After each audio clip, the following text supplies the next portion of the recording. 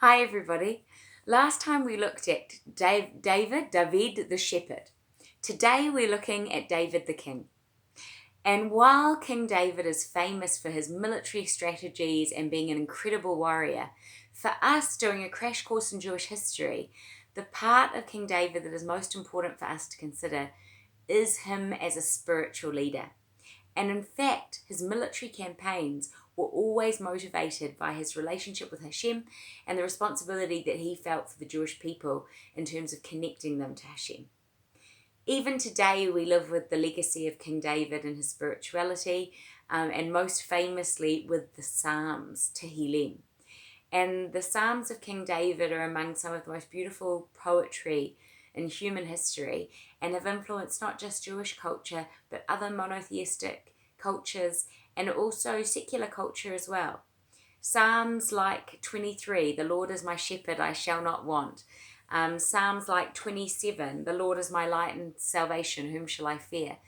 These are phrases that have permeated all kinds of art, culture, religion, literature, and continue to provide inspiration for all kinds of people from all kinds of backgrounds and all kinds of levels of religious practice. So when we think of King David, I want us to absolutely hold the conquering of Jerusalem and all the other battles that he took part in, but also to remember that ultimately he was a man of deep spirituality, and this was all about his spiritual connection with Hashem, but also his desire to bring others closer.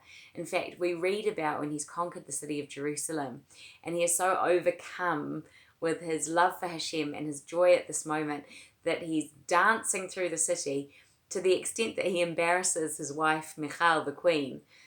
She can't believe a king is behaving in such a way, but he just can't contain his happiness, his joy, his love of Hashem, and his spiritual connection. So this is a man who, he's a lover, not a fighter. This is a man who really is deeply connected to Hashem, and everything about his desire to conquer is motivated by that. And ultimately, despite this, even though he has these attributes, he is not permitted to build the temple. You know, it's not appropriate for a man who has spilt so much blood to be the man who builds the holy temple. But he does have the privilege of buying the land of Mount Moriah from the Jebusite who owns it and taking it into possession of the Jewish people and building these foundations for his son Solomon to ultimately build the temple.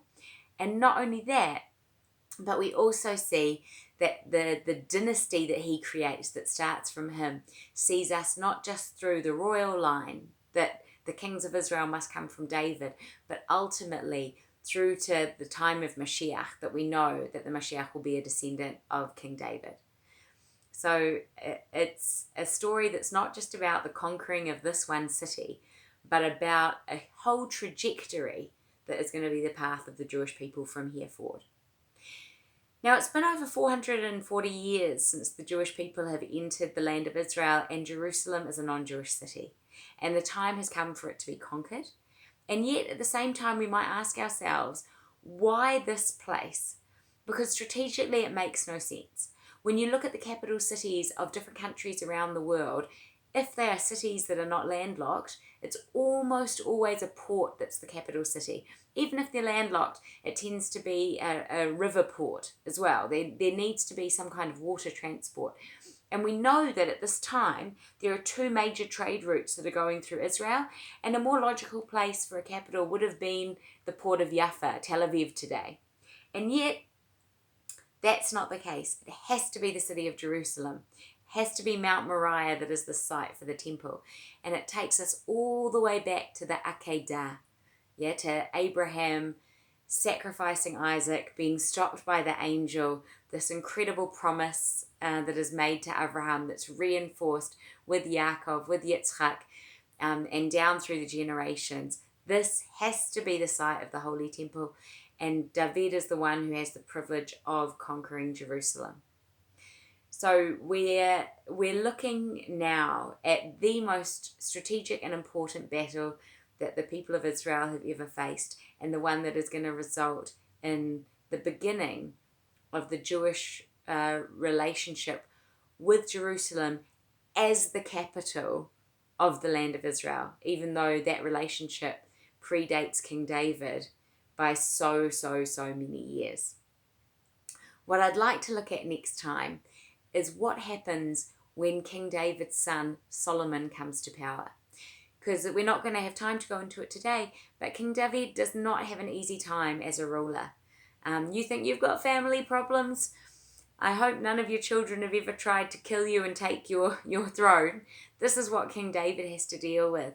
He's constantly fighting to keep his throne, including from his own sons, members of his own family. And yet ultimately we know for King David, he is going to have the honour of his son, King Solomon, reigning after him, and of that being the opportunity to build the temple to Hashem that he so desperately wants to see in Jerusalem. So join me next time as we keep exploring this crash course in Jewish history.